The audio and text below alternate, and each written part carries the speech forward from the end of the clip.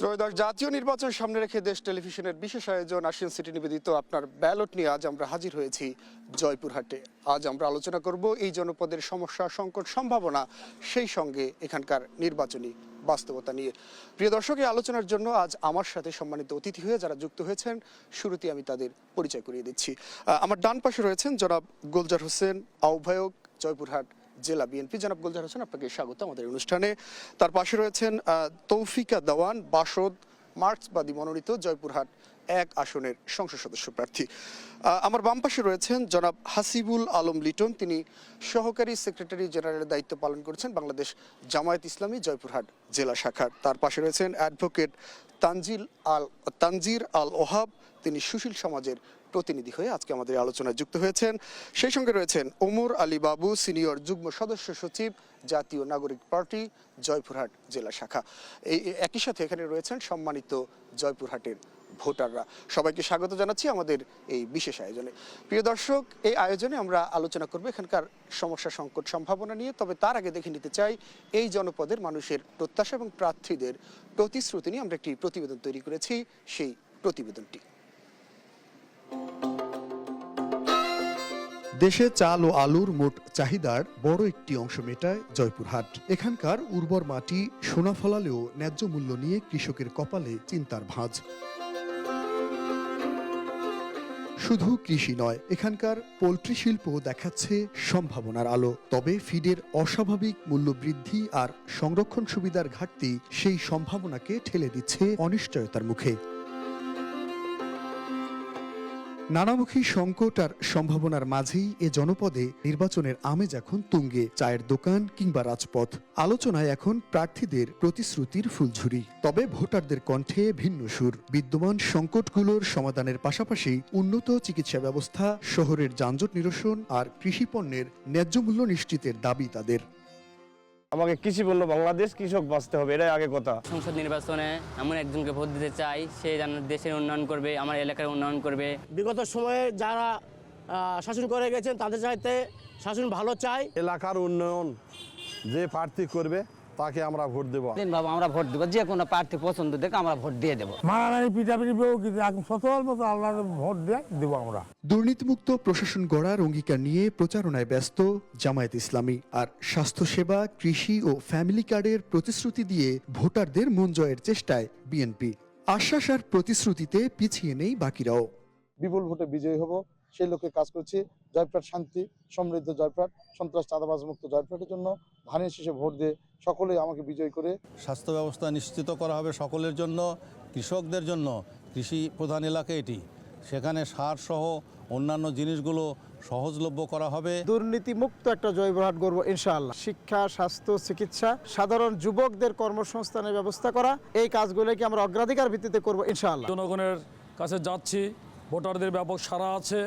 ভোটারবৃন্দ বিগত দিনের ফাঁসিবাদ মুক্ত এবং বৈষম্য মুক্ত একটি বাংলাদেশ দেখতে চাই। কর্মসংস্থান তৈরি করব। একটা পরিবার যদি কর্মসংস্থানের মাধ্যমে সচ্ছল হতে পারে, তাহলে তারা সবকিছুকেই অ্যাফোর্ড করতে পারবে। 5টি উপজেলা ও 5টি পৌরসভা নিয়ে গঠিত জয়পুরহাটের 2টি সংসদীয় আসনে মোট ভোটার 8,17,966 জন। জুনায়েদ আল হাবিব, দেশ টিভি, জয়পুরহাট। প্রিয় দর্শক, আমরা প্রতিবেদনটি দেখলাম। এখানে সাধারণ মানুষ আসলে যেমনটা বলছেন, দীর্ঘদিন ধরে অবহেলার শিকার এই জনপদ। তারা বলছেন যে এখানে কৃষি নির্ভর একটি জেলা হওয়া সত্ত্বেও কৃষকদের ভাগ্য বদলে আসলে কোনো ধরনের উন্নয়ন করা হয়নি। একই সঙ্গে তারা ন্যায্য মূল্য না পাওয়া নিয়েও কিন্তু ক্ষোভ জানিয়েছেন। এছাড়া এখানে নেই আধুনিক কৃষি পণ্যের হিমাগার। একই সঙ্গে এখানে পোলট্রি শিল্পের একটি সম্ভাবনা রয়েছে, সেখানেও কিন্তু ভাটা পড়েছে বিভিন্ন ধরনের সংকটের কারণে। সেই সঙ্গে বেকারত্ব, মাদকের সমস্যা তো আসলে যথারীতি বাংলাদেশের অন্যান্য অঞ্চলের মতো এখানেও রয়েছে। একই সঙ্গে রয়েছে পর্যটনের অপার সম্ভাবনা রয়েছে এই জেলাকে ঘিরে, কিন্তু সঠিক পরিকল্পনা আর আধুনিক সুযোগ সুবিধার অভাবে সেই সম্ভাবনা কিন্তু আজও কাজে লাগানো যায়নি। তো আমরা এই বিষয়গুলো নিয়ে আজকে এখানে যারা সম্মানিত অতিথি হয়ে যুক্ত হয়েছেন তাদের সাথে আলোচনা করব। একই সঙ্গে তাদের প্রত্যাশা এবং তাদের আগামীর ভাবনা নিয়ে জানবো। সেই সঙ্গে ভোটারদেরও প্রত্যাশা নিয়ে আসলে আলোচনা করব। তো আমি একটু শুরুতেই যেতে চাই, আমার ডান পাশে যিনি রয়েছেন তৌফিকা দেওয়ান বাসদ মার্ক্সবাদী মনোনীত জয়পুরহাট 1 আসনের সংসদ সদস্য প্রার্থী। জনাব তৌফিকা দেওয়ান, আপনার কাছে জানতে চাচ্ছি এই জনপদের নির্বাচনী পরিবেশ এখন পর্যন্ত কেমন আছে? একই সঙ্গে ভোট তো একেবারেই দুয়ারে চলে এসেছে, ভোটাররা কেন আপনাকে ভোট দিবে, আপনার উপর ভরসা রাখবে? একটু মাইক্রোফোনটি তৌফিকা দেওয়ানের কাছে, তার কাছে দেন। বাংলাদেশের সমাজতান্ত্রিক দল মার্ক্সবাদী মনোনীত জয়পুরহাট 1 আসনের প্রার্থী তৌফিকা দেওয়ান। প্রথমেই সবাইকে আমার দলের তরফ থেকে এবং আমার প্রতীক কাঁচির তরফ থেকে সবাইকে সংগ্রামী শুভেচ্ছা জানাচ্ছি। আসলে শুরুতে যে কথাগুলো এখানে হয়ে গেছে যে এখানে একটা কৃষি প্রধান এলাকা, এবং যেই প্রশ্নটা আমাকে এখানে করা হলো যে নির্বাচনের পরিবেশ কেমন, বা একেবারে আমরা দ্বার প্রান্তে চলে এসেছি, তো সেই জায়গায় দাঁড়িয়ে আমি বলবো যে এখন পর্যন্ত নির্বাচনের পরিবেশ এখানে প্রত্যেকেই তাদের জায়গা থেকে প্রচারণা করেছে, তাদের অবস্থান থেকে করার সুযোগ পেয়েছে, কিন্তু নির্বাচনে আমরা যে জায়গাটাকে তুলে ধরার চেষ্টা করি বা আমাদের রাজনৈতিক দৃষ্টিভঙ্গি অনুযায়ী যা আমরা বলি যে লেভেল প্লেইং ফিল্ড যেটা থাকার কথা ছিল, এবার নির্বাচনে আপনারা দেখবেন যে এখানে পোস্টার কিন্তু নাই। পোস্টার না থাকার পরেও এখানে যে ধরনের প্রচার প্রপাগান্ডা হয়েছে বা যে ধরনের শোডাউনের প্রস্তুতি চলেছে বিভিন্ন দল এবং প্রার্থীরা করেছে, সেটার মধ্য দিয়েও লেভেল প্লেইং ফিল্ডে এখানে সেই সমতার জায়গাটা খুব বজায় রাখা গেছে এরকমটা আমি মনে করি না। সেখানে প্রচুর টাকার ছড়াছড়ি হয়েছে এবং টাকার ছড়াছড়ি করেই নির্বাচনে মানুষের ভোটটাকে আদায় করার একটা প্রচেষ্টা শেষ পর্যন্ত চলছে। না, এটা বলার জন্য বলছি এরকম না, বাস্তব চিত্রটা এরকম। গণমাধ্যমের চাইতে ভালো গণমাধ্যমই জানে। আর যে জায়গাটা পরবর্তী প্রশ্নটা আমার কাছে যেটা আসলো যে আমাকে জনগণ কেন ভোট দেবে, এই কথাটার যদি আমি বলি যে প্রথমে এখানে যারা আয়োজক তাদের কথার মধ্য দিয়ে যেটা উঠে এসেছে যে জয়পুরহাট একটা কৃষি প্রধান এলাকা, ফলে এখানে কৃষকদের সংকট সমস্যা নিরসনের কথা বললে, আর প্রথমে আমি যে বক্তব্যটা এখানে আনবো যে আমার নির্বাচনে অংশগ্রহণের উদ্দেশ্যটা আসলে কি, বা আমার প্রচারণাটা খুবই ব্যতিক্রম এবং খুবই সাধারণ। আমি পায়ে হেঁটে হেঁটে মানুষের কাছে গিয়ে প্রচারণা করছি এবং সে জায়গায় অন্য যারা প্রার্থী আছে জয়পুরহাট 1 আসনে তাদের তুলনায় জনপ্রিয়তা এবং মানুষের কাছে পৌঁছানোর ক্ষমতা আমার খুবই কম, কিন্তু আমি আমার আদর্শ এবং আমার উদ্দেশ্যের জায়গায় খুবই দৃঢ় প্রতিজ্ঞ, এই জন্য যে জয়পুরহাট একটা কৃষি প্রধান এলাকা এবং এখানে আমার নির্বাচনে অংশগ্রহণের একমাত্রই উদ্দেশ্য কৃষকদেরকে সংগঠিত করা, কৃষকদেরকে গণ আন্দোলনে সংগঠিত করা, কৃষকদের ন্যায় ভিত্তিক আন্দোলনে তাদেরকে যুক্ত করা, সংগঠিত করা। অসংখ্য ধন্যবাদ। আসবো আবার আপনার কাছে। আমি একটু যেতে চাই এখানে যিনি বিএনপির প্রতিনিধি হয়ে আমাদের সাথে যুক্ত হয়েছেন, জনাব গুলজার হোসেন, আহ্বায়ক জেলা বিএনপি। জনাব গুলজার হোসেন, মাইক্রোফোন একটু গুলজার ভাইকে দিবেন। আপনার কাছে জানতে চাই এখানকার নির্বাচনী পরিবেশ নিয়ে। আপনাদের একজন প্রতিদ্বন্দ্বী প্রার্থী, তিনি বেশ কিছু অভিযোগ করেছেন, আপনার চোখে নির্বাচনী পরিবেশ কেমন দেখছেন? একই সঙ্গে একটি প্রশ্ন করতে চাই, আপনার দল বাংলাদেশে দীর্ঘদিন ক্ষমতায় ছিলেন, তারপর আমরা দেখছি যে জয়পুরহাটের মানুষের ভাগ্যের খুব একটা পরিবর্তন হয়নি, তাহলে আগামী দিনে কেন মানুষ আবার আপনাদের উপর ভরসা রাখবে? প্রথম প্রশ্ন, আমাদের জয়পুরহাটের নির্বাচনী অভিযোগ, যারা অনিয়ম করছে তারাই অভিযোগ দিচ্ছে, এটার কোনো ভিত্তি নেই। কারণ হলো যত অনিয়ম, মানে আইল্যান্ডের উপর প্রথম ব্যানার মারা, যেটা কারণে শোকজ খেয়েছে, সেটা প্রথম তাদের পক্ষ থেকে আসছে। সাধারণ মানুষরা নিয়ে যায় ওই জায়গায় আবার পোস্টার, সেটা আমাদের ট্রাফিক আইল্যান্ডের উপরে, আমাদের ডিভাইডারের উপরে, এটা 1 নম্বর শর্ত, মানে জয়পুরহাট সবার চোখে পড়বে। এটা তারাই করেছে, তারা শুরু করেছে, শেষ করেছে আরেকজন। এবং যত অনিয়ম এবং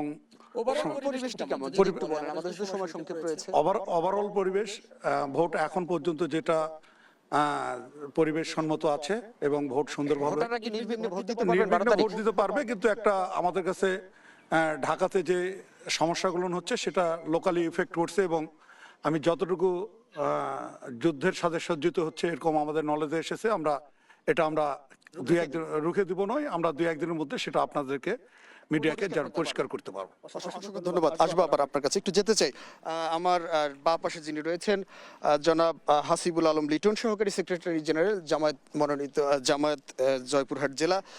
আমরা আসলে চেষ্টা করেছিলাম এখানকার যিনি প্রার্থী রয়েছেন তাকে আজকে ভোটারদের মুখোমুখি করতে, কিন্তু আসলে প্রার্থীরা তাদের শেষ সময়ের প্রচারণায় ব্যস্ত, যার কারণে আসলে তারা উপস্থিত হতে পারেনি, তারা প্রতিনিধি পাঠিয়েছেন। জনাব হাসিবুল আলম লিটন, আপনার কাছে প্রশ্ন, নির্বাচনী পরিবেশ কেমন দেখলেন? এখন পর্যন্ত নির্বাচন নিয়ে কোনো সংস্কার আপনাদের ভিতরে রয়েছে কিনা, একই সঙ্গে মানুষ কেন এবার আসলে জামাত ইসলামীকে ভোট দিবে বা কেন আপনারা আশা করছেন যে আপনাদেরকে নির্বাচিত করবে? জি, ধন্যবাদ দেশ টিভির এই আয়োজনকে এবং সবাইকে সালাম জানাই, আসসালামু আলাইকুম। এবারের ইলেকশনে জামাত ইসলামী দীর্ঘদিন ধরে এই বাংলাদেশের ভূখণ্ডে কাজ করে যাচ্ছে, কোনোদিন রাষ্ট্রীয় ক্ষমতা অধিষ্ঠিত হয়নি। আমরা ইতিপূর্বে একটি জোটের সঙ্গে আমরা সম্পৃক্ত ছিলাম, এতদিন ধরে সেই জোটকে আমরা জয়পুরহাটে ভোট দিয়ে আসছি, কিন্তু আমাদের এখানে ভোট অনেক কাছাকাছি। দীর্ঘ আন্দোলন সংগ্রাম, এই জয়পুরহাটে আমাদের প্রায় 14 জন শহীদ হয়েছে, অনেক বঙ্গত্ব বরণ করেছে প্রায়। ভোটের পরিবেশ জানতে। হ্যাঁ, ভোটের পরিবেশ এই কারণে আমি বলতে চাচ্ছি যে এই কারণেই, এই জুলুম নির্যাতনের কারণে আমাদেরকে মানুষ বেছে নিচ্ছে, যে আমরা অনেক ত্যাগ স্বীকার করেছি, আমাদের আত্মাহুতি হয়েছে, এই কারণে মানুষ নির্বাচনী ময়দানে রয়েছেন, সবারই কিন্তু ত্যাগ রয়েছে। অবশ্যই ত্যাগ রয়েছে, তার মধ্যে আমাদের অন্যতম আমরা বলবো। আচ্ছা, এই কারণে মানুষ আপনাদেরকে নির্বাচিত করে। অসংখ্য ধন্যবাদ। একটু যেতে চাই আপনার পাশে মাইক্রোফোনটা একটু। তানজির আল ওহাব সুশীল সমাজের প্রতিনিধি হয়ে আমাদের সাথে যুক্ত হয়েছেন।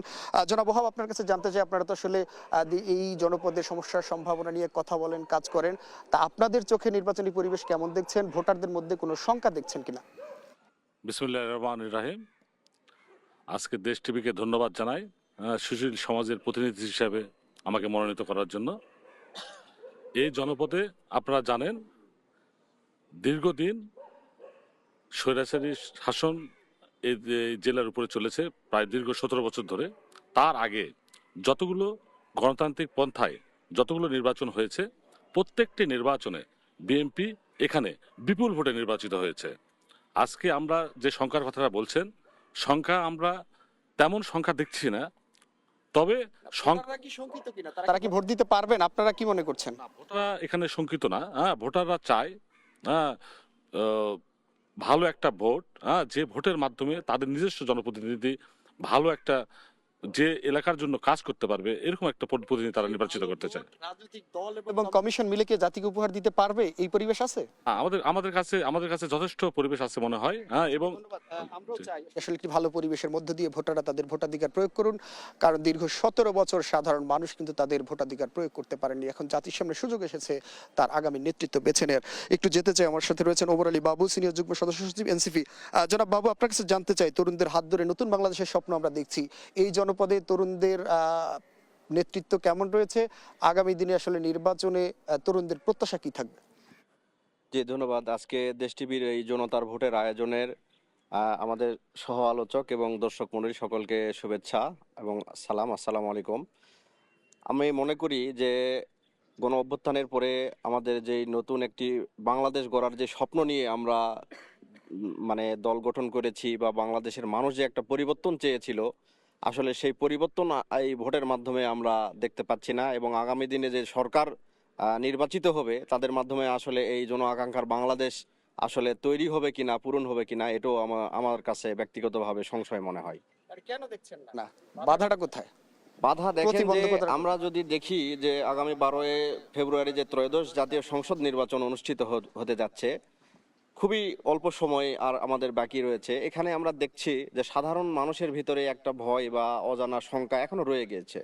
এরপরে যে আইনগুলো ভোটের জন্য করা হয়েছে, সেখানে দেখা হয়েছে যে সাধারণ একজন প্রার্থী, তাকে পোস্টার, তারপরে এই ব্যানার, এগুলো লঙ্ঘন হচ্ছে বলে আপনারা মনে করছেন। অসংখ্য ধন্যবাদ আপনাকে। প্রিয় দর্শক, শুনছিলাম এখানকার যারা বিভিন্ন রাজনৈতিক দলের প্রতিনিধি হয়ে আজ আমাদের সাথে যুক্ত হয়েছেন, তারা এখানকার নির্বাচনী পরিবেশ নিয়ে কথা বলছিলেন।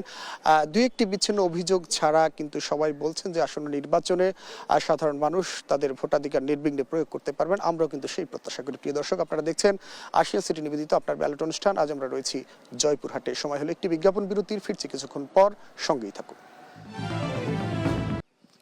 বিরতির পর আবারও স্বাগত। প্রিয় দর্শক, আপনারা দেখছেন আশিয়ান সিটি নিবেদিত আপনার ব্যালট অনুষ্ঠান। আজ আমরা রয়েছি জয়পুরহাটে। বিরতির আগে আমরা এখানকার যারা রাজনৈতিক দলের প্রতিনিধি রয়েছেন তাদের বক্তব্য শুনলাম, একই সঙ্গে এই জনপদ নিয়ে তাদের ভাবনার কথাও জানলাম। এবার একটু যেতে চাই সরাসরি ভোটারদের কাছে। প্রিয় জয়পুরহাটবাসী, আপনাদেরকে স্বাগত আমাদের এই অনুষ্ঠানে। আগামী নির্বাচন যেহেতু একেবারেই কাছে চলে আসছে, এই জয়পুরহাট নিয়ে আপনাদের কোনো ভাবনা, কোনো প্রত্যাশা, বিশেষ করে রাজনৈতিক দলের প্রতিনিধিরা রয়েছেন, একজন প্রার্থীও রয়েছেন, তাদের কাছে কোনো প্রশ্ন থাকলে আপনারা সরাসরি করতে পারবেন। আমরা 4 থেকে 5 জনকে সুযোগ দিতে চাই। আচ্ছা, আপনি যদি কিছু বলতে চান। আসসালামু আলাইকুম, আমার নাম ইস্তিয়াক আহমেদ শিফাত। আমি একজন স্টুডেন্ট ছাত্র হিসেবে এখানে আসি। আমার প্রশ্ন হচ্ছে, আমার এখানে বড় ভাই আছে বিএনপি মনোনীত জয়পাটের আহ্বায়ক গুলজার ভাই। তো ওনার কাছে আমার একটা প্রশ্ন। গত কয়েকদিন ধরে আমি ঢাকায় থাকি, জয়পাটে আসার পর থেকে আমি গত কয়েকদিন যাবৎ দেখতেছি গণভোটের প্রচারণার বিষয়। তো গণভোটের হ্যাঁয়ের পক্ষে আমি তৃণমূল পর্যায়ে তারেক রহমান বলেছে যে গণভোটে হ্যাঁয়ের পক্ষে থাকতে, কিন্তু তৃণমূল পর্যায়ে হ্যাঁয়ের পক্ষে প্রচারণা চালাইতেছে না বা তারা করতেছে না, নায়ের পক্ষে আছে। এক্ষেত্রে বিএনপির স্থায়ী কমিটি আহ্বায়ক বা উনি কি, তাদের অবস্থানটা কি? আচ্ছা, বুঝতে পেরেছি। আপনার চেয়ারম্যান বলেছেন যে গণভোটে হায়ের পক্ষে ভোট দিতে, তাদের অভিযোগ তৃণমূল পর্যায়ে আপনারা অনেকে নায়ের পক্ষে ক্যাম্পেইন করছেন। আশা করি উত্তর দিবেন। এখানে কেউ কথা বলতে চাইলে একটু বলতে পারেন, একজন প্রবীণ ভোটার। একটু আপনি যদি কোনো মন্তব্য থাকে, কোনো প্রত্যাশা থাকে একটু বলতে পারেন। আমাদের প্রত্যাশা হচ্ছে এই জয়পুরহাটের কৃষকদের জন্য রাজনৈতিক দলের নেতারা কি করতে চায় আগামী দিনে নির্বাচিত হলে, এবং বেকার যুবকদের জন্য ওনারা কি করতে চান। অসংখ্য ধন্যবাদ। বেকারত্ব দূরীকরণের কি পরিকল্পনা রয়েছে? একজন তরুণ ভোটার রয়েছে, তরুণদের অনেক প্রত্যাশা রয়েছে। আসলে এখানে প্রতিনিধিরা রয়েছেন, প্রার্থী রয়েছেন, প্রশ্ন থাকলে করতে পারেন। জি, আমার প্রশ্ন বিএনপি এবং জামাতের যারা প্রতিনিধি আছেন তাদের কাছে, যে আগামী নির্বাচনের পরে আপনারা যারা নির্বাচিত হয়ে আসবেন তারা হচ্ছে জনগণের কাছে জবাবদিহিতাটা কিভাবে আনবেন? অসংখ্য ধন্যবাদ। খুবই ভালো প্রশ্ন করেছেন। নির্বাচিত হয়ে আসার পর আপনারা জনগণকে জবাবদিহিতা কিভাবে করবেন বা এটা কিভাবে নিশ্চিত করবেন জানতে চাই। এখানে এই পাশ থেকে যদি কেউ কথা বলতে চান। জি, আমরা ইলেকশনের সময় দেখি যে অনেক প্রার্থী আমাদের অনেক প্রতিশ্রুতি দেয়, কিন্তু পরবর্তীতে তা বাস্তবায়ন হয় না। তো যার জন্য আমরা ব্যবস্থার পরিবর্তন চাই। অসংখ্য ধন্যবাদ। এই প্রশ্নটি আমারও। আসলে ইলেকশনের আগে আমরা দেখি প্রার্থীদের প্রতিশ্রুতির ফুলঝুরি বসে, কিন্তু নির্বাচনের পরে সেটি কিন্তু পাল্টে যায়। আমরা নতুন বাংলাদেশের স্বপ্ন দেখছি, সেই বাংলাদেশে আসলে এর পুনরাবৃত্তি হবে না। নতুন করে আসলে রাজনীতিবিদরা ভাববেন, এটাই কিন্তু প্রত্যাশা করছেন সাধারণ মানুষ।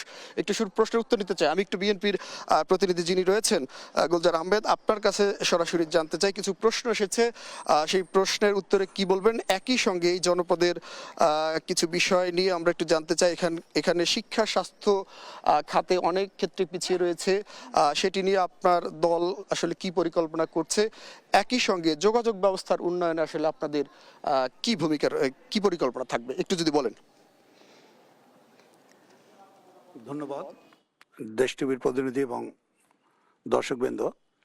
প্রথমে যে হানা ভোট নিয়ে বলেছে, আমরা জাতীয় নির্বাচন নিয়ে ব্যস্ত আছি।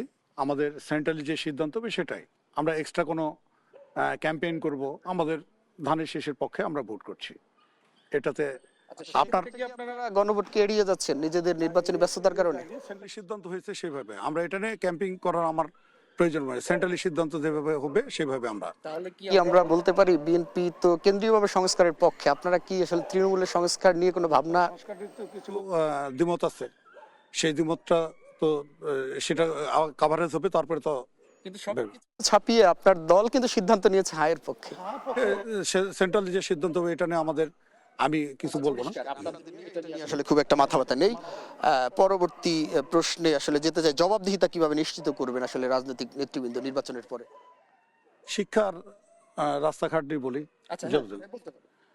শিক্ষা, আমাদের শিক্ষানের যে চিন্তা ভাবনা, সেটা প্রাইমারি লেভেল থেকে আরেকটা ইংরেজির পাশাপাশি আরেকটা ভাষা শেখানো হবে। তারপরে ক্লাস 6ষ্ঠ শ্রেণী থেকে 10ম শ্রেণীর মধ্যে অ্যানাদার ভাষা, জাপানিজ, কোরিয়ান, উর্দু, হিন্দি কিংবা অ্যানাদার, প্রায় প্রাইমারি এবং হাই স্কুল লেভেলে 2টা ভাষা নতুন করে শেখানো হবে। শিক্ষা বিভাগকে ঢেলে সাজানো হচ্ছে। তার ফলশ্রুতিতে আমরা শিক্ষা কার্যক্রম করছি। এটা আমাদের কাজকর্ম চলছে। জয়পুরে আইএলএস হবে, জয়পুরের ইংরেজি কোচিং হবে, জয়পুরের দেশের বাইরে যাবে, তার ট্রেনিং সেন্টার বেসরকারিভাবে আমরা করবো। যেহেতু যোগাযোগ ব্যবস্থার উন্নয়নে কি কাজ করব? যোগাযোগ ব্যবস্থার উন্নয়ন অলরেডি কাজ করে যাচ্ছি।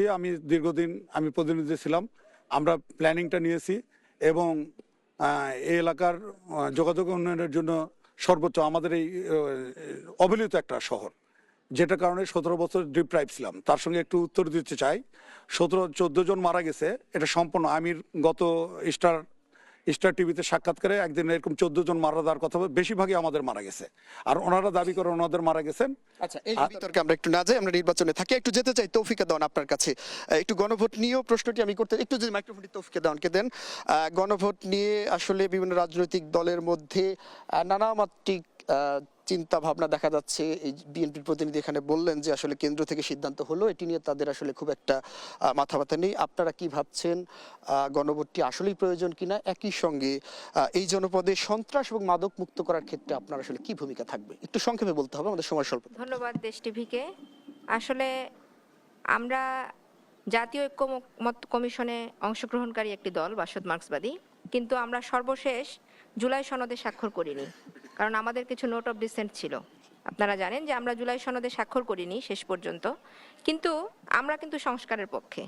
আমরা সংস্কার চাই এবং সংস্কার চেয়েছিলাম বলেই আমরা জাতীয় ঐক্যমত্য কমিশন যখন গঠিত হয়েছিল সেখানে আমাদের দল অংশগ্রহণ করেছিল। সেক্ষেত্রে আপনারা হায়ের কিন্তু পক্ষে, আপনার আমরা দল হায়ের পক্ষে। এক কথায় আমরা গণভোটের যে প্রক্রিয়াটা, সেই প্রক্রিয়াটাকে সঠিক মনে করছি না, কারণ আপনি 4টা অপশন দিয়ে দিচ্ছেন। কিন্তু একটা সেটি আমরা প্যাকেজ জানি, এটি নিয়ে অপশন ব্যাপক হিসেবে, বিতর্ক হ্যাঁ। হয়েছে, কিন্তু আমরা- এখন যে অবস্থান আছে এখন এটি যে আপনারা হায়ের অবস্থানে পক্ষে আছে কিনা? সেখানেও আমরা কিন্তু সরাসরি হ্যাঁ বা না এই অবস্থানে যেতে পারছি না, কারণ আপনারা গণভোটের এই যে সিদ্ধান্তহীনতা আছেন। প্রক্রিয়া আছে আপনারা সেই সিদ্ধান্তহীনতা প্রক্রিয়াটাকে আমরা আছেন। সঠিক মনে করছি না। পরিষ্কার বিষয়টি। একটু মাদক এবং সন্ত্রাস নির্মূলে আপনার পরিকল্পনা কি আছে, সংক্ষেপে বলুন।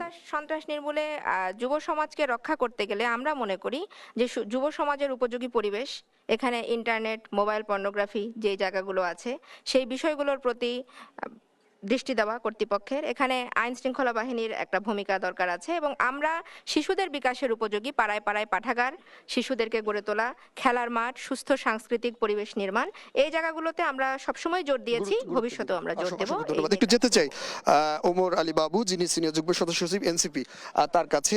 ওমর আলী বাবু, গণভোট নিয়ে যেহেতু প্রশ্ন আসছে, আসলে এই তরুণরা জীবন দিয়েছেন একটি নতুন বাংলাদেশের জন্য, সেক্ষেত্রে গণভোটটি অনেকটা গুরুত্বপূর্ণ একটি ভূমিকা পালন করবে বলে আমরা আসলে মনে করছি।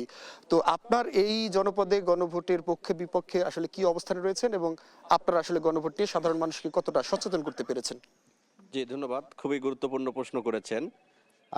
আমি যদি বলতে চাই যে আমাদের কেন্দ্রীয় নির্দেশনা মোতাবেক বা আমরা স্থানীয়ভাবে একটি ভোটের গাড়ি আমরা উদ্বোধন করেছি গত 3 তারিখে। সেটি আমাদের জয়পুরহাট জেলার প্রত্যেকটি পাড়া মহল্লায়, প্রত্যন্ত অঞ্চলে গিয়ে সাধারণ মানুষকে গণভোট কেন দিতে হবে, আগামীর একটি বাংলাদেশ, নতুন বাংলাদেশের জন্য গণভোটের প্রয়োজনীয়তা কি, এ সম্পর্কিত আমাদের একটি ক্যারাভ্যান উদ্বোধন হয়েছে। সেগুলো জয়পুরহাট জেলার প্রত্যেকটি পাড়া মহল্লায় আমাদের সাধারণ জনগণকে সচেতনতা করার জন্য আমরা কাজ করে যাচ্ছি। অসংখ্য ধন্যবাদ। একটু যেতে চাই আপনার পাশে মাইক্রোফোনে দিতেন তানজির আল ওহাব, আপনার কাছে একই প্রশ্ন। আসলে গণভোট নিয়ে সাধারণ মানুষ কতটা সচেতন হয়েছেন, গণভোটের প্রয়োজনীয়তা আপনারা অনুভব করেন কিনা? একই সঙ্গে এই জনপদের আসলে সবচেয়ে অবহেলার জায়গাটি কোনটি আপনারা আসলে মনে করছেন? এখানে আপনার গণভোট নিয়ে আমাদের তেমন কিছু বলার নাই। হ্যাঁ, কারণটা হচ্ছে আপনারা জানেন এখানে একটা বিপ্লবের মাধ্যমে একটা সরকার এসেছে। সরকার যারা এসেছে এবং ভবিষ্যতে যারা সরকার আসবে তারা সকলেই এই গণভোটের পক্ষে আছে। বিশেষ করে আমি বলতে পারি বিএনপির চেয়ারম্যান জনাব তারেক রহমান এই গণভোটের পক্ষে হা বলেছেন, এবং অন্যান্য যেসব দল আছে ম্যাক্সিমাম দলই জনগণের এটা হার পক্ষে আছে। কিন্তু বাস্তবিক দিকটা কোন জায়গায়?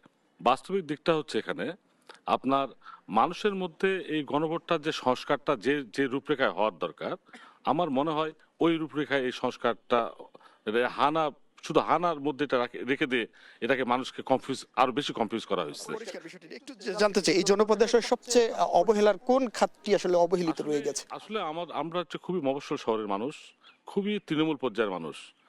জয়পুরহাট একটা, আপনারা জানেন, একটি বর্ডার বেল এরিয়া, আমাদের সাইডে ভারত অবস্থিত।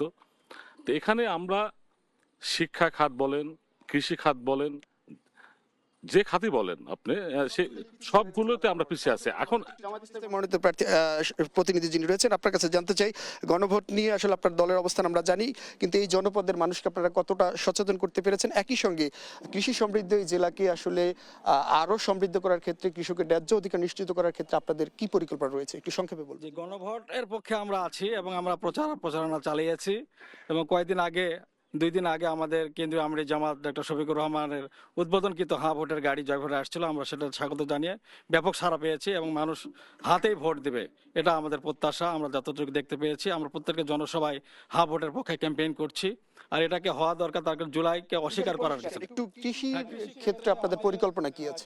জয়পুরহাট এখানে আমাদের অধিকাংশ লোকই কৃষির উপর নির্ভরশীল, আমাদের সন্তানরা কৃষির উপর নির্ভরশীল, তারা লেখাপড়া করে, তারা ন্যায্য মূল্য পাচ্ছেন। যেমন এবার আলুর কথা বলি, যে এবার যারা আমরা সেই বঞ্চনার গল্প জানি, আপনাদের পরিকল্পনাটা কি সেটা নিশ্চিত করা হচ্ছে অবশ্যই কৃষকদেরকে ভর্তুকি দিতে হবে। সেক্ষেত্রে ভর্তুকি দিলে তারা দাঁড়াতে পারবে এবং কৃষিটা আমাদের আরো উন্নত হবে। যেমন আমাদের জয়পুর সুগার মিল আছে, এটা কৃষি ভিত্তিক একটা প্রতিষ্ঠান, শিল্প প্রতিষ্ঠান।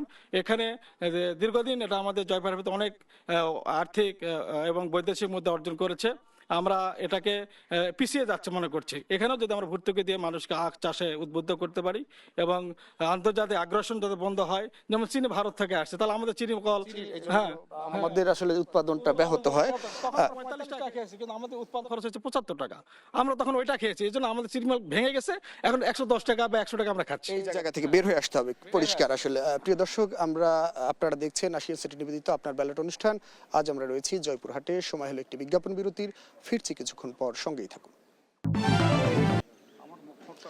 প্রিয় দর্শক, বিরতির পর আবারও স্বাগত জানাচ্ছি। আপনারা দেখছেন আশিয়ান সিটি নিবেদিত আপনার ব্যালট অনুষ্ঠান। আজ আমরা রয়েছি জয়পুরহাটে। বিরতির আগে আমরা শুনছিলাম এখানকার ভোটারদের প্রত্যাশা, একই সঙ্গে এখানে যারা রাজনৈতিক দলের প্রতিনিধি রয়েছেন তাদের প্রতিশ্রুতি এবং ভাবনার কথা। আমরা অনুষ্ঠানের একেবারেই শেষ পর্যায়ে চলে এসেছি। আমরা একটু শেষ করতে চাই একটু প্রার্থীদের দিয়েই। মাইক্রোফোনটা যদি একটু যিনি বাসদ মার্ক্সবাদী মনোনীত প্রার্থী রয়েছেন তার কাছে দিতে চান। আমরা শেষ পর্যায়ে রয়েছি। আপনাদের 30 সেকেন্ডের মন্তব্য শুনতে চাই, ভোটারদের উদ্দেশ্যে যদি কোনো বার্তা থাকে। ধন্যবাদ। ভোটারদের উদ্দেশ্যে এটাই বার্তা যে আমরা বাসদ মার্ক্সবাদী একটা লড়াই সংগ্রামের দল, গণ আন্দোলনের দল। আমরা আমাদের প্রত্যেকটা পথসভায়, হাটসভায় আমরা এই কথাটাই বলেছি যে নির্বাচনের মধ্য দিয়ে জনগণের ভাগ্যের পরিবর্তন হবে না। গত 54 বছরেও এটা হয়নি। এই বার্তাটা মানুষকে সামনে তুলে ধরার জন্যই আমরা নির্বাচনে অংশগ্রহণ করেছি। গণ আন্দোলনই মানুষকে জেতানোর শক্তি। মানুষ বারবার মার্কাকে জিতিয়েছে, প্রার্থীকে জিতিয়েছে, দলকে জিতিয়েছে, কিন্তু স্বাধীনতার পরবর্তী 54 বছরে মানুষ নিজে জিততে পারেনি। ফলে মানুষের জেতার উপায়, একমাত্র উপায় গণ আন্দোলন। একটু যেতে চাই বিএনপির প্রতিনিধি যিনি রয়েছেন জনাব গুলজার হোসেন, আপনার কাছেও জানতে চাই আপনার এই জনপদের ভোটারদের উদ্দেশ্যে আপনার যদি কোনো বার্তা থাকে একটু সংক্ষেপে বলবেন। আসুন, আমরা বাংলাদেশের স্বাধীনতা যুদ্ধে স্বাধীনতাকে যারা লালন করে তাদের পক্ষে আমরা দাঁড়িয়ে যাই এবং আগামী যে নির্বাচন, অনেক সুধী আমাকে বলেছেন যদি এইবারে বিএনপি হারে বাংলাদেশ হেরে যাবে। সেটা আমার কথা নয়, এটা অনেক ইন্টেলিজেন্স, অনেক সুধীরা আমাকে এই কথাটা বলেছেন। এবং আসুন, আমরা যে বাংলাদেশ গড়তে যাচ্ছি তারেক রহমানের নেতৃত্বে, এই বাংলাদেশের সকলকে নিয়ে আমরা এই দেশ গড়তে চাই, এই আশা এবং আহ্বান জানাচ্ছি। ধন্যবাদ। একটু যেতে চাই জামাত ইসলামের প্রতিনিধি আপনার কাছে, আপনাদেরও যদি কোনো বার্তা থাকে ভোটারদের উদ্দেশ্যে একটু। আমাদের বার্তা যে আমরা জামাত ইসলামী আমাদের যে ইস্তেহার ঘোষণা করেছে সে আলোকে বলতে চাই, আমরা জবাবদিহিমূলক একটা সরকার কায়েম করতে চাই এবং আমরা ন্যায় ইনসাফ ভিত্তিক এবং নিরাপদ বাংলাদেশ, এবং যারা বেকার যুবক রয়েছে তাদের জন্য আমরা কর্মসংস্থান তৈরি করতে চাই। যারা মাদক সেবন করে তাদেরকে আমরা ডেভেলপ করে সেই পথ থেকে ফিরিয়ে আনতে চাই।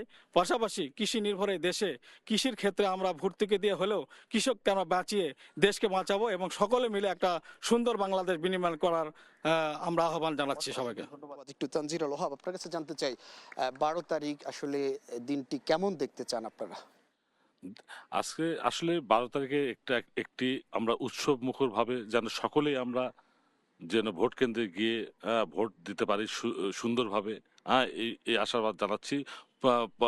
আরো যেটা বলতে চাই, যেন আমাদের এই অঞ্চলকে কোনোভাবে অশান্তিতে কেউ নিতে না পারে। আপনারা জানেন কিছু কিছু ক্যান্ডিডেটের ব্যাপারে জনশ্রুতি আসছে, যারা টাকার বিনিময়ে মিছিল বড় করছে। আমরা এসব চাই না, আমরা এই ধরনের পরিবেশ চাই না। আমরা চাই যেন পাবলিকের যেন সম্পূর্ণ আশার প্রতিফলনটা ঘটে। এবং ওমর আলী বাবু আপনার কাছে জানতে চাই, তরুণদের উদ্দেশ্যে আপনাদের কি বার্তা থাকবে? জি ধন্যবাদ। আমরা বলতে চাই আগামী 12 ফেব্রুয়ারি আমরা যেন একটি শান্তিপূর্ণ সুষ্ঠুভাবে ভোটাররা যাতে ভোট কেন্দ্র যেতে পারে সেক্ষেত্রে আমরা তরুণ এবং যারা আমাদের সাধারণ নাগরিক রয়েছে তাদের প্রতি উদাত্ত আহ্বান জানাবো। পাশাপাশি যারা এই ভোট পরিচালনার দায়িত্বে যারা রয়েছেন, আইন শৃঙ্খলা বাহিনী সহ আমাদের রাজনৈতিক দলের প্রতিনিধি বা আমাদের প্রার্থী যারা রয়েছেন তাদের প্রতিও আমাদের উদাত্ত আহ্বান থাকবে যে আমরা পরবর্তীতে নির্বাচিত যেই দলই বা যেই এমপি আমরা হই না কেন, আমাদের জয়পুরহাট ছোট্ট একটি জেলা, এই জেলাকে আমরা ঐক্যবদ্ধভাবে গঠন করার জন্য সকলে ঐক্যবদ্ধভাবে কাজ করব। এই তরুণদের ধন্যবাদ। প্রিয় দর্শক, আমরা একটি সুন্দর আলোচনা উপভোগ করলাম। আমরা ছিলাম আজকে জয়পুরহাটে, এখানকার সাধারণ মানুষের প্রত্যাশার কথা শুনছি। একই সঙ্গে এখানে যে রাজনৈতিক দলের প্রতিনিধিরা উপস্থিত হয়েছেন তারাও কিন্তু এই জনপদ নিয়ে তাদের ভাবনার কথা জানালেন। আসলে বলতে চাই, এখনকার মানুষ আর প্রতিশ্রুতি নয়, তারা চান বাস্তবায়ন, কাগজে উন্নয়ন নয়, তারা চান জনজীবনের উন্নয়ন। তো আজ এখানেই শেষ করব। তবে শেষ করার আগে একটু বলতে চাই, আপনার ব্যালট অনুষ্ঠান নিয়ে গত 1 মাস ধরে আমরা আসলে দেশের এই প্রান্ত থেকে ও প্রান্ত ঘুরে বেরিয়েছি, তুলে ধরার চেষ্টা করেছি সাধারণ মানুষের সমস্যা, সংকট এবং সম্ভাবনার কথা। এবং আজ আনুষ্ঠানিকভাবে এই আপনার ব্যালট অনুষ্ঠান থেকে আমি বিদায় নিচ্ছি। আগামীকাল জামালপুর থেকে আপনার ব্যালট অনুষ্ঠানের সর্বশেষ পর্বটি নিয়ে যুক্ত থাকবেন আমাদের প্রধান প্রতিবেদক ফখরুল ইসলাম। দেখার আমন্ত্রণ রইল। আল্লাহ হাফেজ।